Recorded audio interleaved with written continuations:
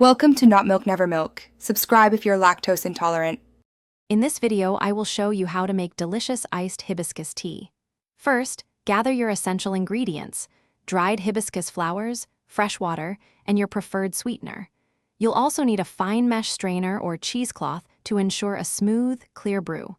This simple preparation sets the stage for a refreshing beverage that's perfect for any time of day.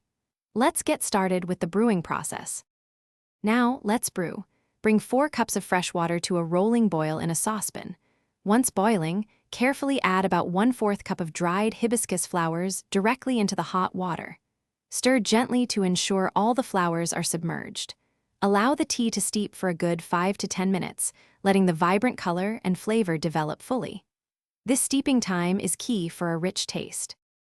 After steeping, it's time to strain. Carefully pour the tea through a fine mesh strainer or cheesecloth into a heatproof pitcher, removing all the hibiscus solids. While the tea is still warm, stir in your desired sweetener, like sugar or honey, until it fully dissolves. This ensures even sweetness.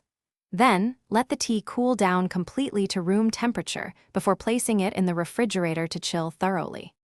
Finally, it's time to enjoy your refreshing iced hibiscus tea. Fill your favorite glass with plenty of ice, then pour the beautifully chilled tea over it. For an extra touch, garnish with a fresh lemon slice or a sprig of mint.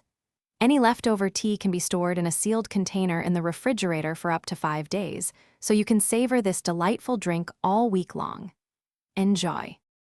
Thanks for watching. If this was helpful, leave a like and consider subscribing. See you next time.